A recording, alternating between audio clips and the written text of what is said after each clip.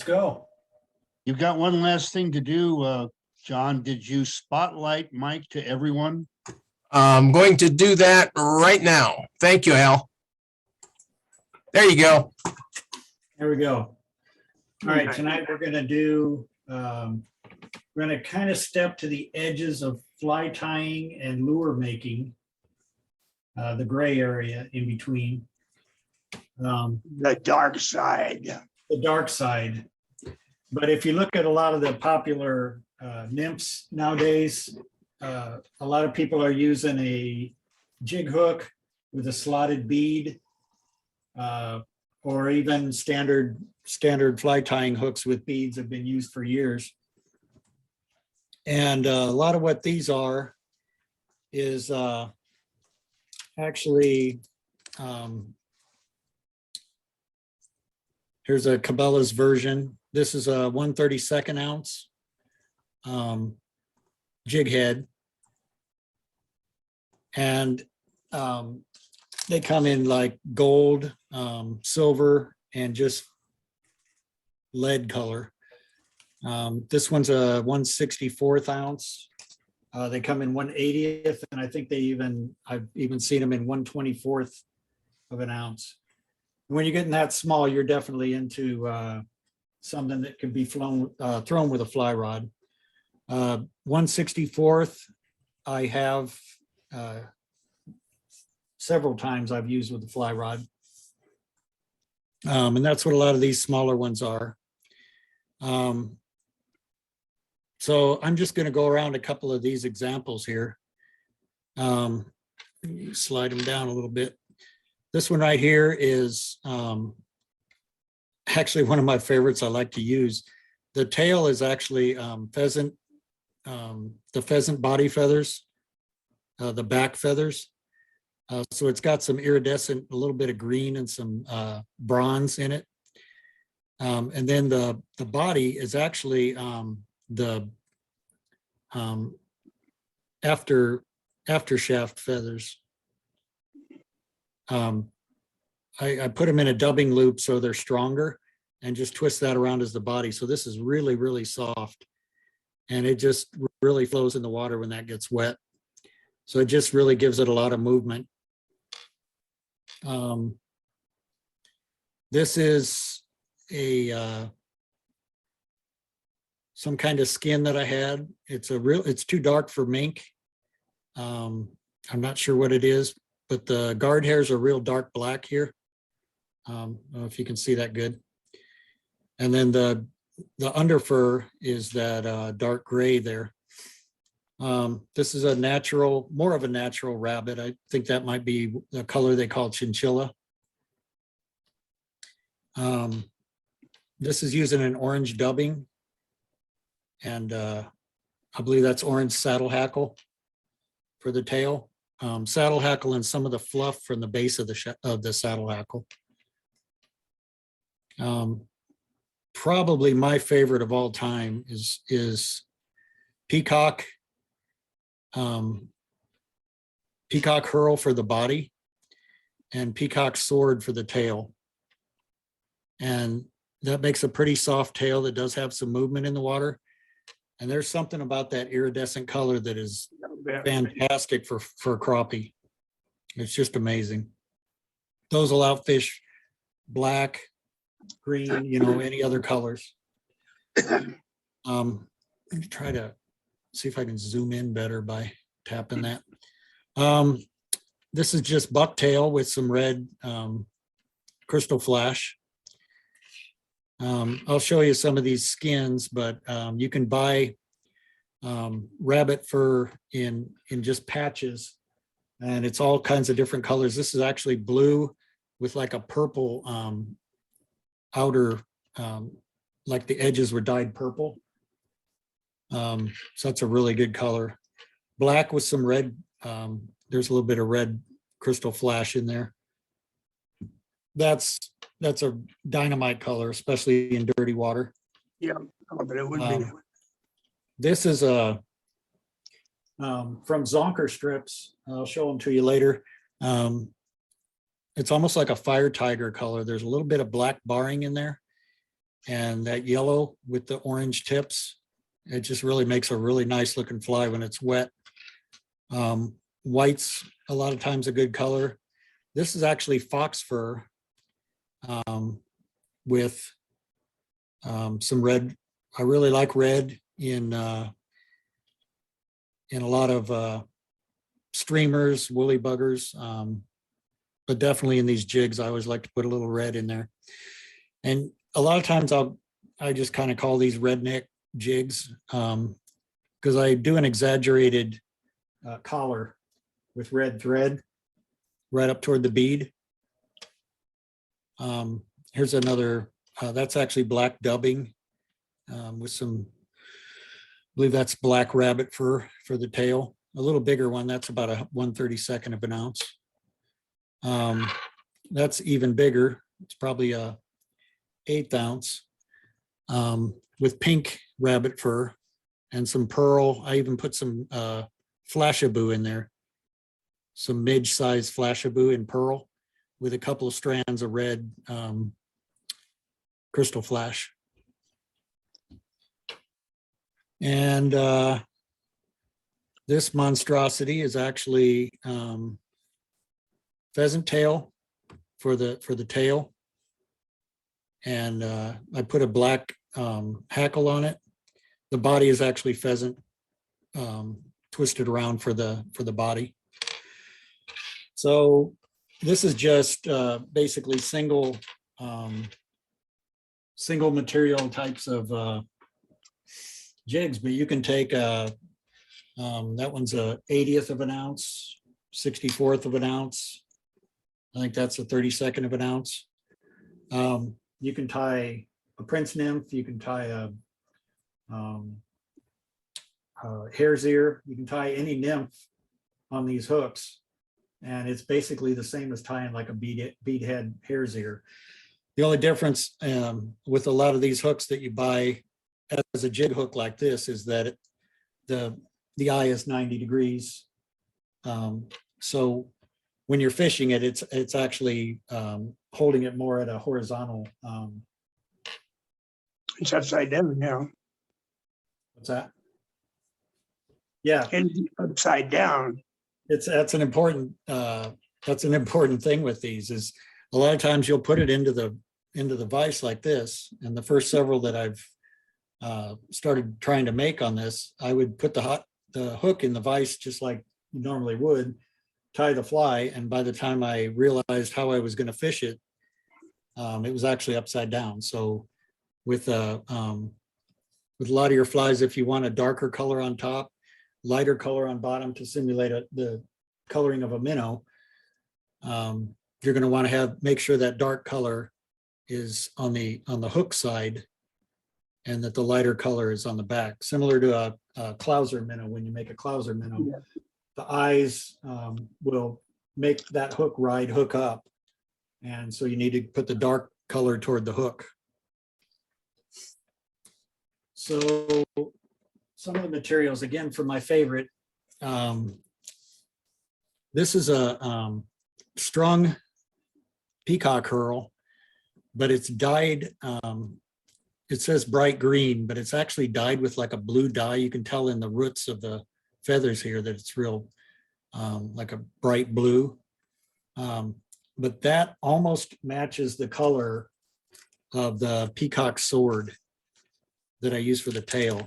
That plastic is kind of, it's pretty old, so that plastic is kind of dingy. But I'll take one out. The Peacock Swords are usually a little more of a blue color, but it really has that iridescent glow.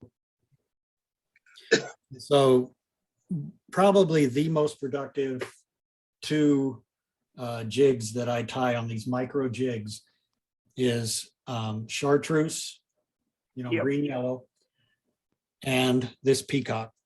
So I use that peacock herl for a body, and then that sword material for the tail. For if you're tying them with rabbit fur, and I swear by this stuff, for this type of a micro jig, Marabou is flows in the water a little bit, but this rabbit fur is so soft and Yeah. it gives a lot more bulk than the marabou does. A lot of times on you'll tie a woolly bugger and the tail looks real full when you're tying the fly and it looks like it's really going to be nice. When you get it wet, that goes down to like just a very narrow, slender tail. With this rabbit fur, it adds a little bit of bulk, and you can use these zonker strips. Of course, you can use them for zonkers, but you can grab just like a little bit of it like that, and you've got exposed, all lined up tips right there. And you don't have to mess with it at all. You can just snip that off with the scissors, and there's your tail right there. And then you can use either a dubbing loop or dub it on for the body. That's a pretty good color, that rust. I like an olive. Yeah. That's pretty good. There's one of my favorites is the chartreuse. What size are those zonker strips, Mike? They look like about a medium. I don't know because they've been taken out of the packaging. If you look at this one, compared to my thumb, that's a pretty thick strip, but some of these are a little bit thinner. So what I don't think, most of this I bought at Bass Pro and Cabela's. Yeah. I've For the seen it. convenience. And I don't think they actually package it as large, medium, small, but this is one of the ones I really like to use. As a zonker, I mean, that'd be beautiful, of course. But it's just got a little bit of chartreuse kind of with that orange tips and the black barring in there. You really can't see the black barring if you use it in the body, but you can a little bit in the tail. But that's just really makes nice looking. But natural rabbit, right here, natural rabbit is a good, you look at a lot of minnows, they're about that color.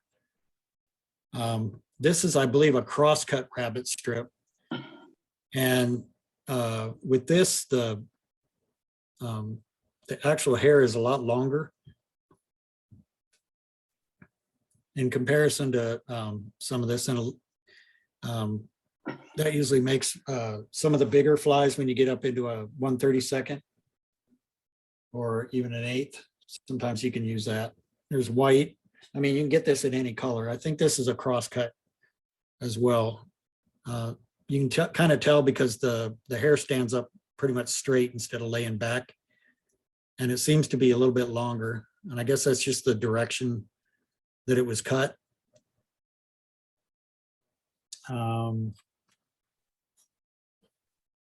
But then that's with zonker strips, and probably that's the easiest way to do these. I bought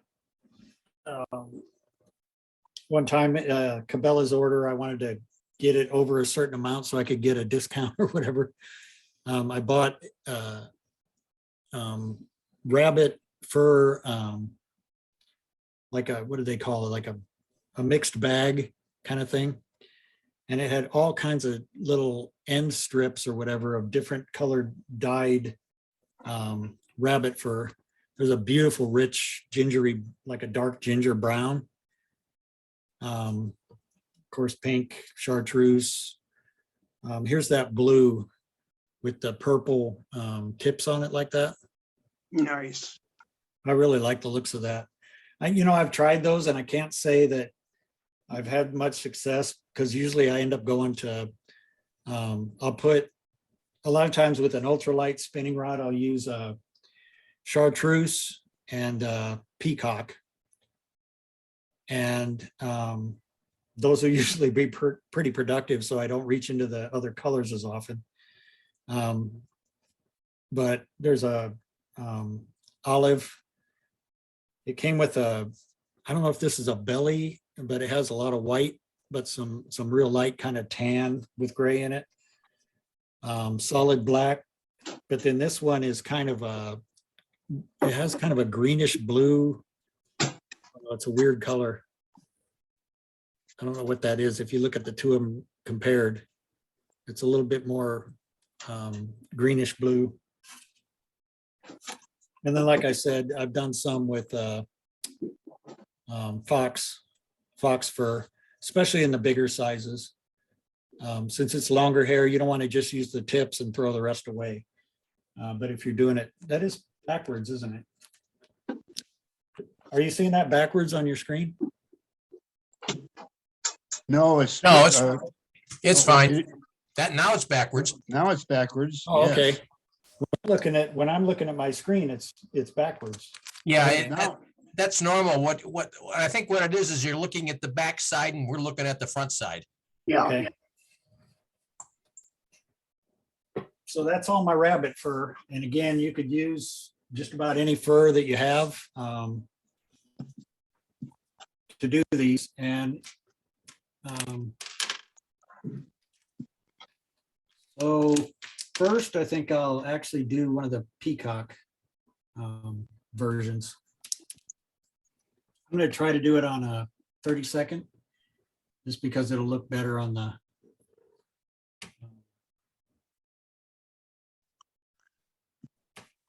on my camera. how long is the shaft on that, Mike? So as far as hook size, I'd have to say that's about a 10, Okay, an 8 or a 10. I think that might be an 8. okay, And this is a 1/32. You start getting into the 64th, I think that's probably a 10. And then you get down into the smaller sizes. I believe, yeah, that 1/80th looks like it's about, there's the comparison. I believe that's about a 12. Where'd you get those small bead or jig heads? I've been looking all over for them. The smallest I've found is a 32nd or 64th, excuse me. So Cabela's carries them occasionally.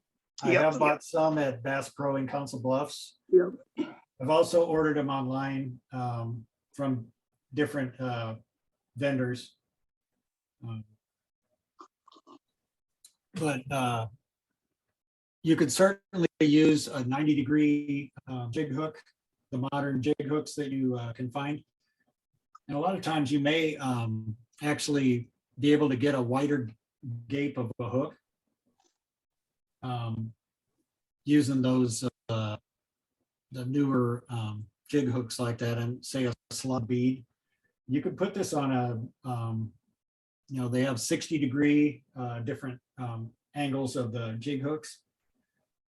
You could put this, you could do the same exact pattern on a regular streamer or nymph hook with a brass bead or a tungsten bead, yeah, with the hook coming out of the front, and use it from a fly rod. Honestly, most of these that I use are from an ultralight or a micro spinning rod, or even ice fishing rod. And Yep. any of the lakes around the metro here, and I imagine anywhere, this time of year, and honestly, I went Sunday and they weren't biting yet, but it's there because I've seen past Facebook pictures where this time of year I was had 6 or 7, 8, 10 to 12 inch crappies sitting on my fillet table. This time of year, there's no weeds around the edges of the lake, so they start. But the warm water starts to bring them in towards the shallower water, and since there's no cover there, they're going to be around the fishing piers. They're going to be around any trees that are laid down into the lake. So if you go to any of the local lakes, if they have a fishing pier, it's easy access, easy to get to. The problem is, what I have found here, at least in my local lake, is dark 30. You'll catch them for about an hour. And then once the sun starts to come up, they're done. It's probably the same at sundown, but it seems like crappie have a thing about darker conditions. So for this one, I'm doing the cock. I'm going to use a black thread. I'm just using 8/0 because it's spooled up right now.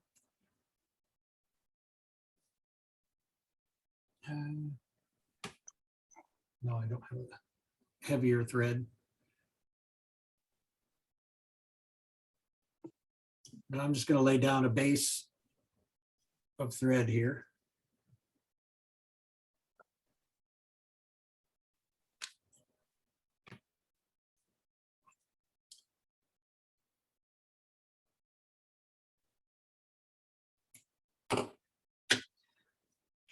And for the tail is going to be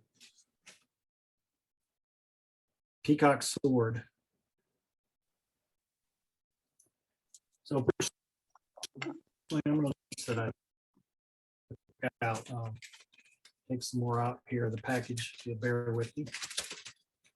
I'm going to get a little bit longer.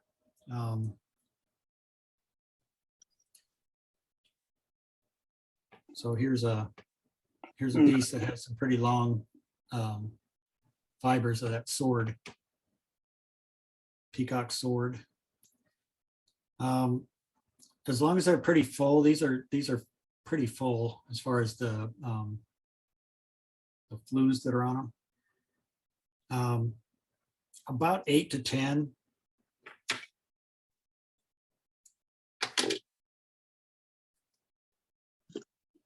And then I don't think it matters so much. These kind of have a little curve to them. If you try to twist them, you'll have it kind of scattered around. By the time that gets wet, it's pretty much a just a kind of a tighter bundle. I'll go ahead and tie that in right there at the bend of the hook, where it's made of the shank of this jig hook. And I'll just tie those down.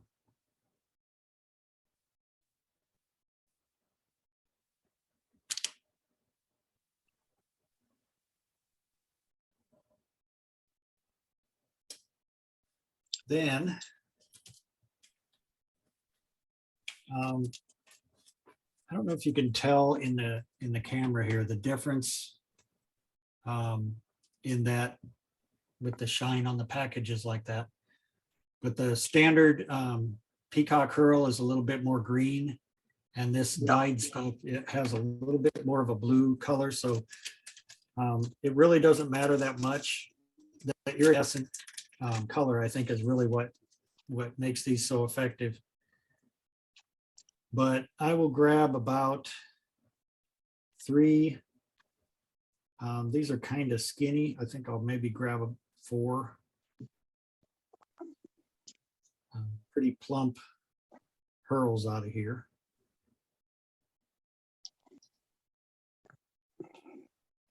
Those off to the side. Where did you get the Peacock Sword from, Mike?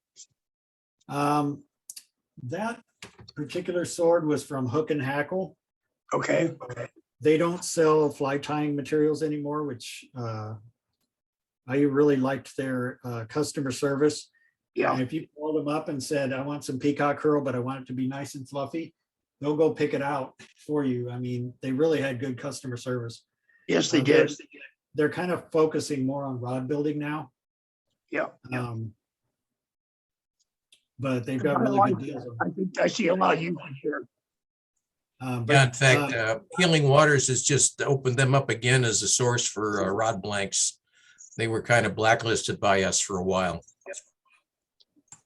I was pretty upset when they stopped doing the fly tying materials, because that was one of my favorite places to go. They had a military discount. They were very excellent customer service. Yep. And I was pretty pleased with most of the stuff that I got from them. You can buy them from, I'd like to say, if you look them up on Cabela's website, you can probably find them, but any try Caddis Fly Shop, they have a 10% discount for military if you use the keyword Chrome. But there's a few other outlets that you can find them. For those of you that are either volunteers or participants in the Healing Water program, you can usually get a 30% discount from the vendors that support Healing Waters.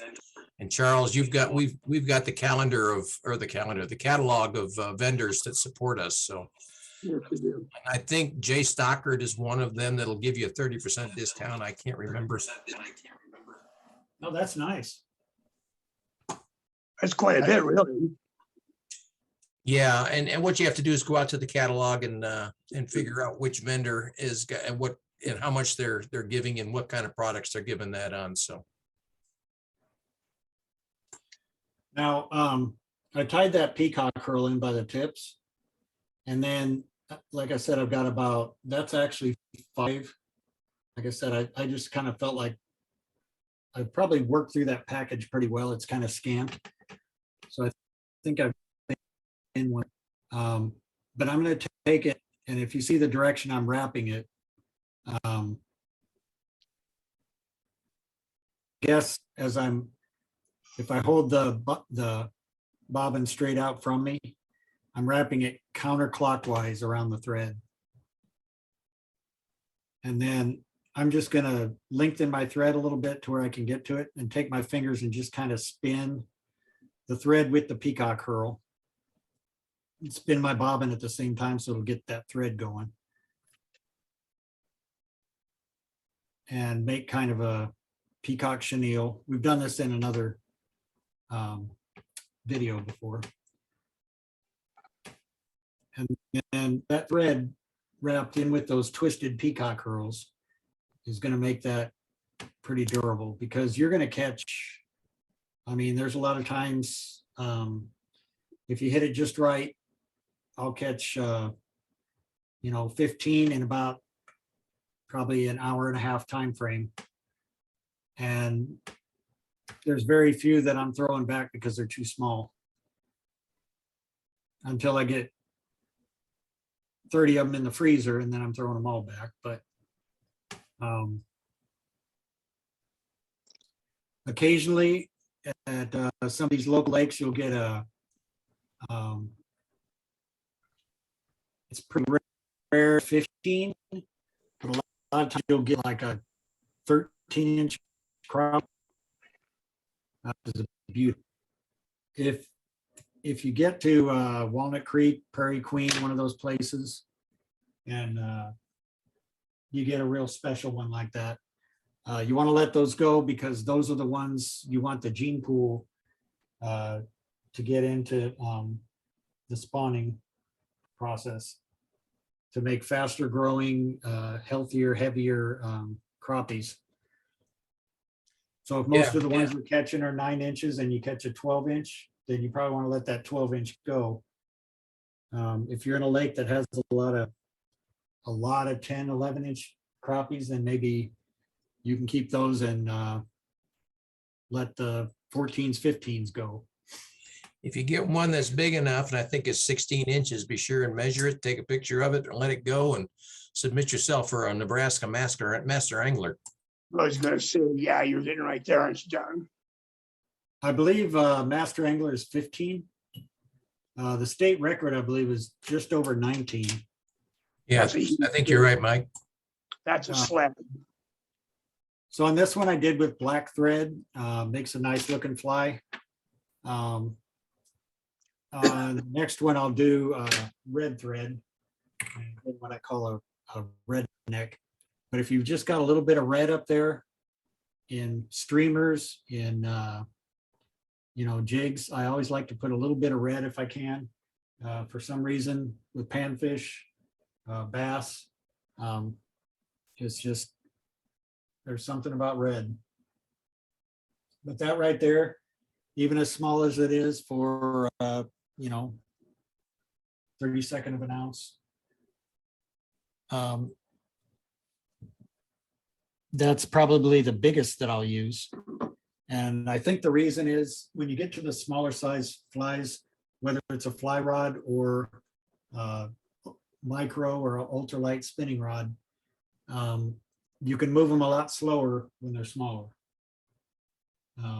If you use a 1/8 ounce or 3/8 of an ounce jig, you can probably catch a crappie or two, but it's really hard to move them slowly. Where these smaller ones, you can really move them a lot slower.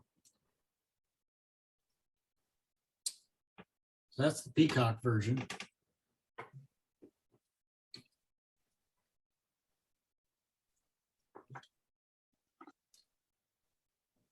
You've really gone to the dark side tonight, Mike. You're talking Yes, I about have. using a spinning reel, I and you're know, talking about keeping fish. Wow. I know, I know. But I did talk a little bit about Selective Harvest. There you go. I am big on that, actually. Oh, yeah, big time. Yeah. You know, I really enjoy fish. But if you catch that fish of a lifetime, you need to try to let it go, because it's not so much like they used to say, so someone else can catch it. It's more important that It's the eggs. if everybody keeps them from big smallest, you'll have within that lake 6-7 inch bluegills that get into a spawning bed. If they're the males that end up you know, fertilizing the eggs, it's all kind of a gene pool thing. You need the big, you know, 10-inch bluegills to be the ones that are fertilizing those eggs and letting those genes, the faster growing, healthier males, to be the gene pool, than the ones that have struggled along for years and only got up to about 7 inches. Some of our lakes around here, they hardly have anything left that's of decent size. And I really don't like to say everything should be catch and release. Like I said, I really enjoy eating crappie. Oh, yeah. But if I catch a really big one, that's going back. Yeah, I picked up the biggest catfish I've ever caught about 4 years ago up at Schramm State Park. It was 30 inches and it weighed 10 pounds on a 5-weight fly rod. I remember that, John. Yeah, that was a heck of a fish. And in fact, he's still there. I think they caught him again this past week when I was out there with the kids. So Yeah, Wow. that's quite a fish. That's a dandy. Hey, Mike, this is Dave. How deep do these, when you get that dressed out in peacock like that, and with that weight of a head on it, how deep do these things go? Are you fishing this pretty deep? So I'll tell you two things. If I'm using it on a fly rod, I'm not using that 32nd of an ounce because I'm afraid to cast something like that's that heavy. Mm-hmm. And maybe if I had a heavier weight, you know, 8 weight or something like that, I probably wouldn't have a problem with it. And that's just my feeling. If I'm using a fly rod, I'm probably using a 64th. Yeah. One of those that's a 1/80th or the 124th. It's like a 1/124.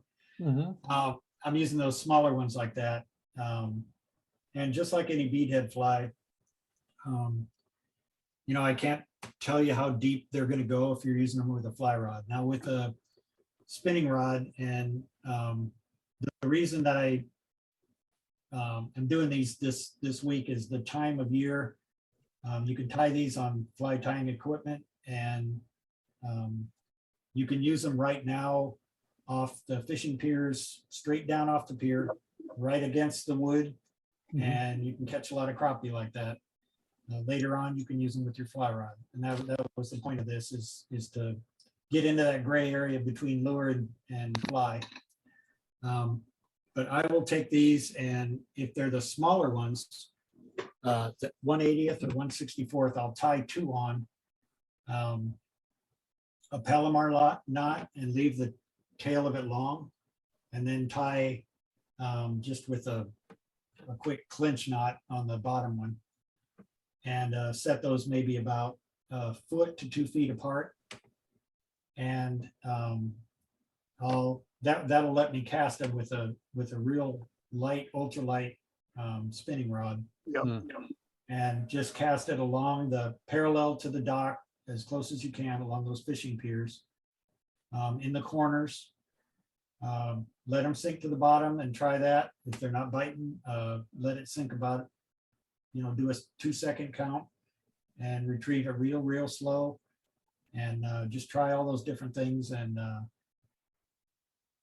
you'll end up finding something. My wife will be pleased. Yeah. Yeah, my wife loves eating crappie. Yeah.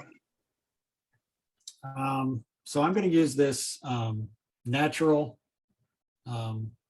It's a zonker strip. I believe this is cross-cut. Like I said, the hair just stands straight out from it. Seems to be about probably 3/4 of an inch long. And I'm going to take, I'll actually cut the piece off. So I'm going to take that about an inch right there.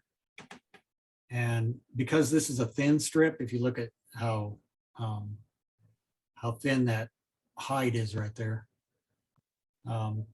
it just doesn't have that much hair on it. So I'm just going to take and just cut that off and then bunch it together. You're not going to stack rabbit hair, so don't even think about it. No. There you go. Get it to where you've got a nice, I got to clip that thread off. I didn't quite finish I started answering a question. I didn't finish my wrap here. But did I answer your question, Dave? It did. Thank you. Yeah. It all depends on where they are in the water column. Right. And when I've used these for trout, I usually cast them upstream and Yep. just kind of let them follow the current, bounce the bottom a little bit, and just kind of work them back towards me. This thread's coming apart a little bit. It's actually a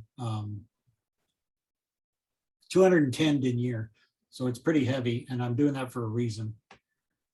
But I'll look at the tail here and try to get it, about a shank length, like I said, from the head back.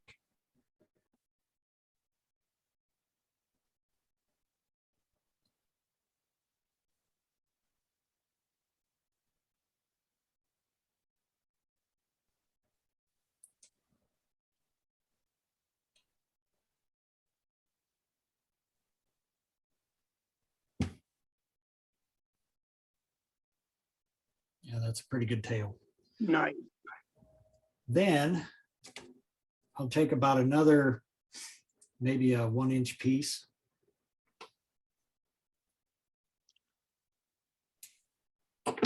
Cut that off. And then with the 210 denier Danville's like this, you can spin it as you're looking down on it, counterclockwise, and get it to where the thread is starting to flatten out, floss out, if you will. You saw as I was wrapping the base there that it started to floss out and separate a little bit.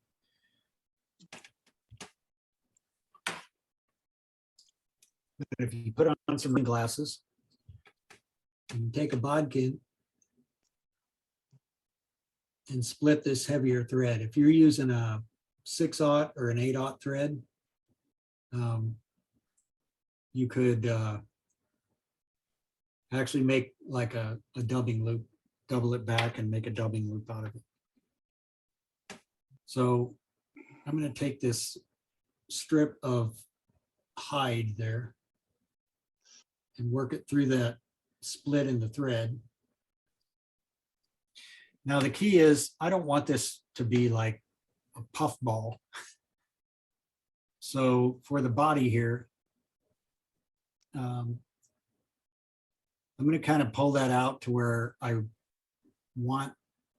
Let me zoom out a little bit here if I can. I'm trying to slide this out to where I've got a little bit shorter of fur from the thread to the tips.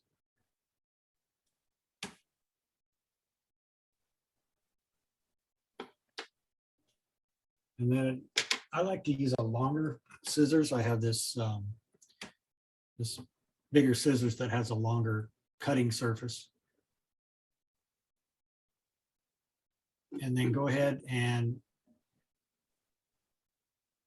leave maybe 1/8 of an inch. I didn't lose any. That's perfect, actually. Might have been a little better if I was a little closer to the hook, but you can always wrap that to get it closer. And then I'm gonna spin that. So I'll hold it in my finger like this. Let me zoom out a little bit more even. Okay. I'm gonna hold it in my finger and then spin my bobbin.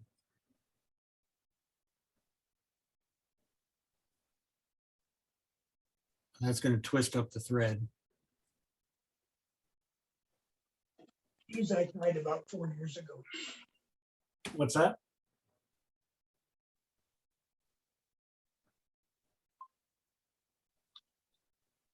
You see how that makes a real nice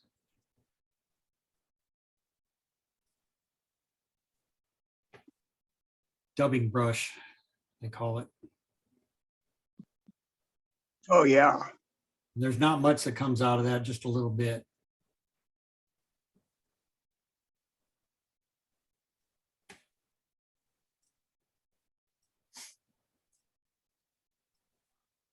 Just work that back toward the end and do this just like a hackle. And as full as this is, you don't have to go touching turns. I like to do pretty close at the bend there. And just try to judge how much of that dubbing brush you have. The problem with doing a split thread like this is you can't just cut it off and say, I'm not going to use anymore. So just kind of judge how much you have left over and wrap it toward the front like that. And once you get to the head, make an exaggerated red collar there.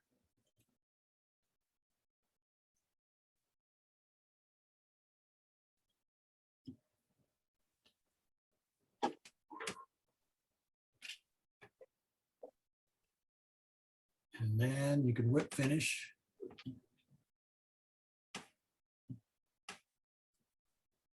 These I tried about 4 years ago.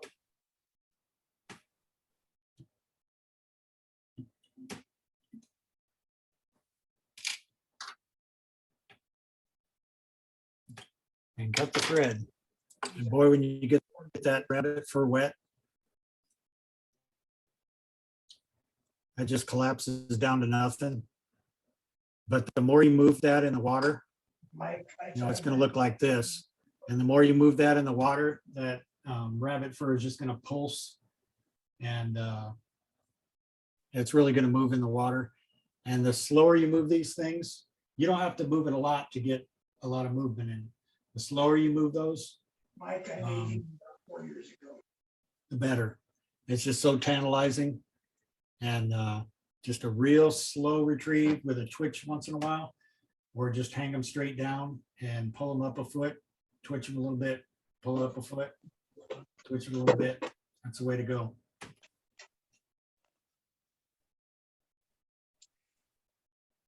Any questions there? Yeah, that's a very, very effective fly. I'm glad you called it a fly because it makes me not feel so bad about crossing the line. Well, you're kind of doing a slow jig with it. Definitely.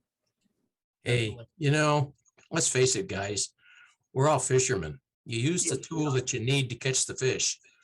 It doesn't make a difference if it's a spinning rod, a fly rod, or what have you. You know, it's just there's no such in the real world. There's no purists.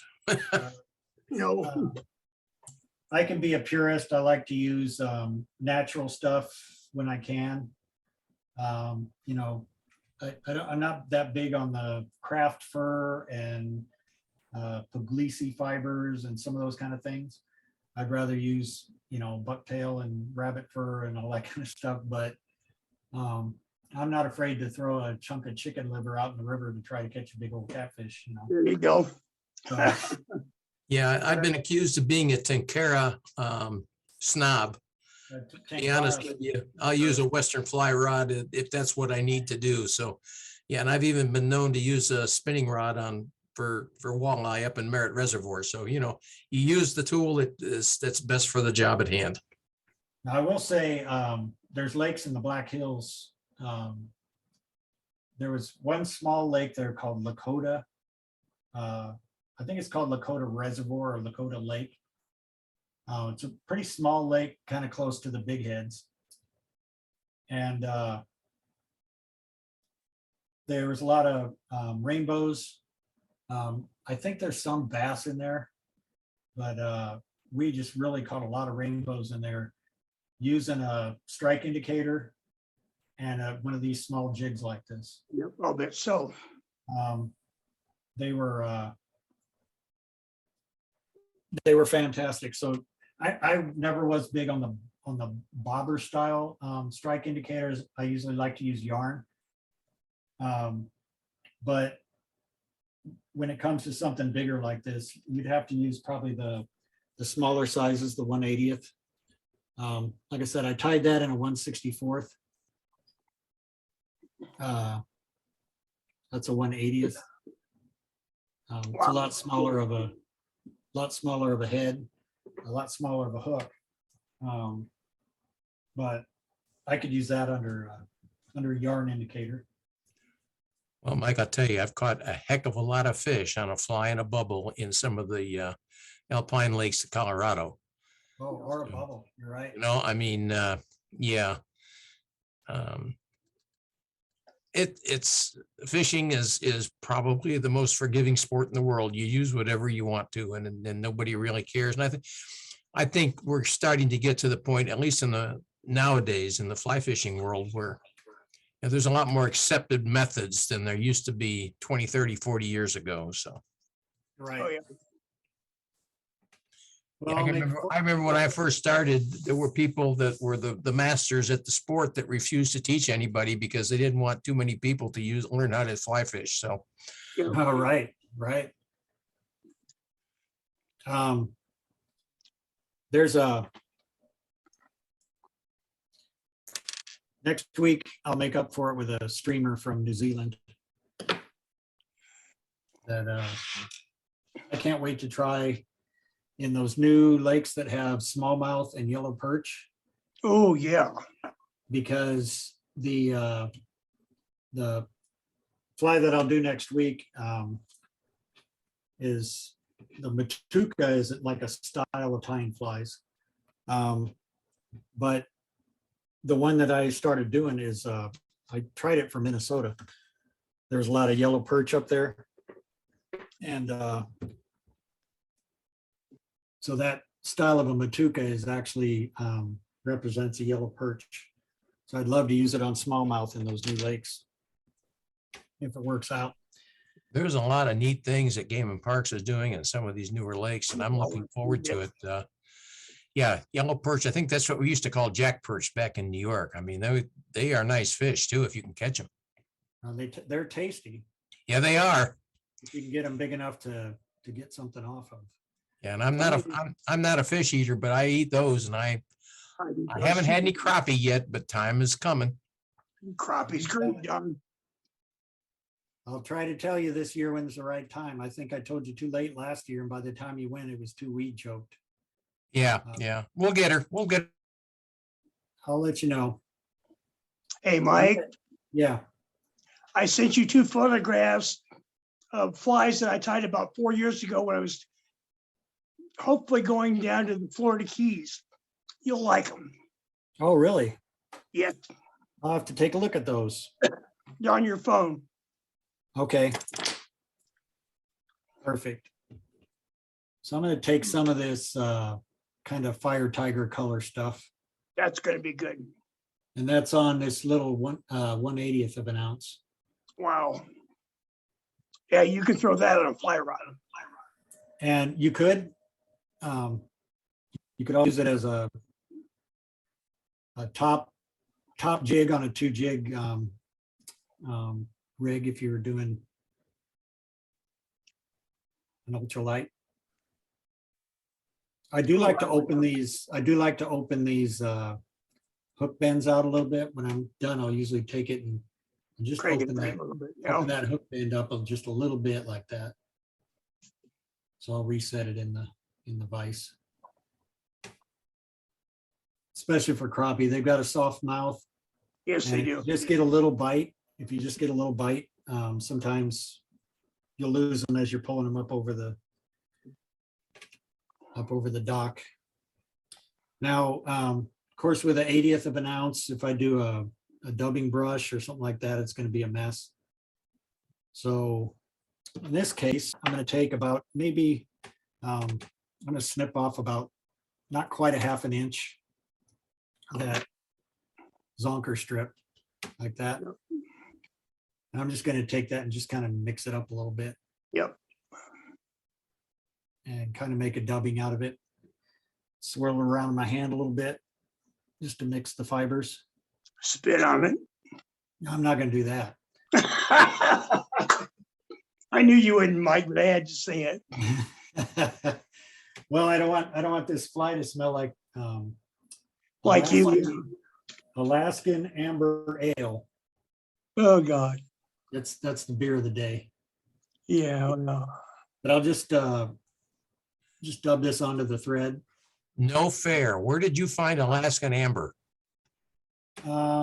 This was at let's see. I have to say family fair, maybe. Oh. You know, the only place I've ever found that is up in Sioux Falls, South Dakota. Really? Yeah. Yeah, yeah. So I'm going to have to go look over there. That's good stuff, man. It's not bad. It's I like amber ales anyway. Now this is I've seen this as a Whitlock method of dubbing. I saw it from Joe Cornwall from Fly Fish Ohio, way back in the early days of podcasts and those kind of things. But if you start the dubbing noodle and then hold on to the rest of the dubbing down here, as you wrap, it twists it. It gets thicker. It twists it into like a tighter dubbing noodle there. And then you can just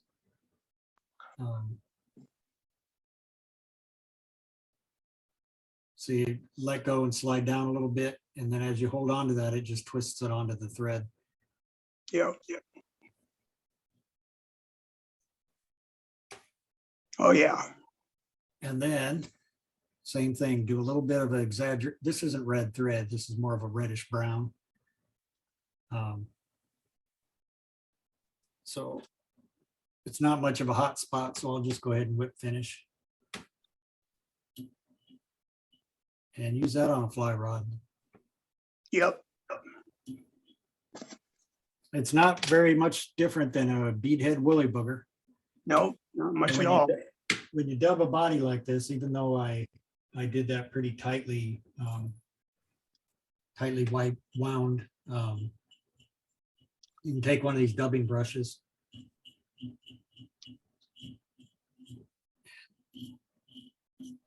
and just make that a little more buggy.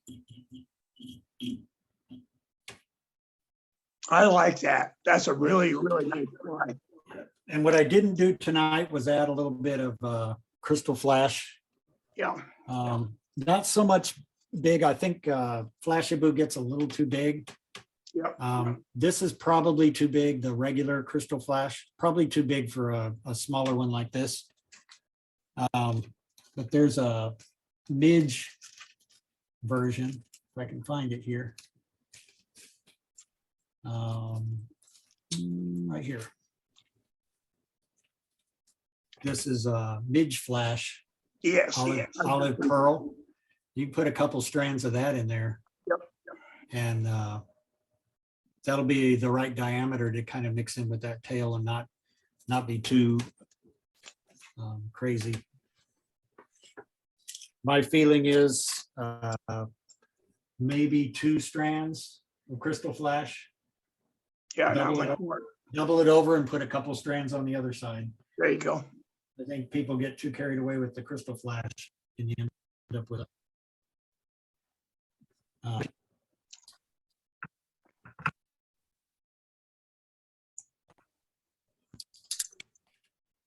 I think that's about all I got tonight. Like I said, don't be afraid to put a hare's ear on there, a royal coachman. Any kind of fly that, what I liked, there's some featherwing streamers that I like, the Black Ghost. That has a black floss body, a silver rib, some yellow for the tail and the throat. Take a hook similar to this and put a little white on the bottom. A black floss body with some silver rib, like a yellow. Change cameras, tail. Mike. Change cameras, Mike. Yeah, you're right. And make that more of a kind of like a There. small streamer on a jig hook. Yeah. White on the bottom, yellow tail, and a black with a silver rib body. Do a Mickey fin, do a black nose dace.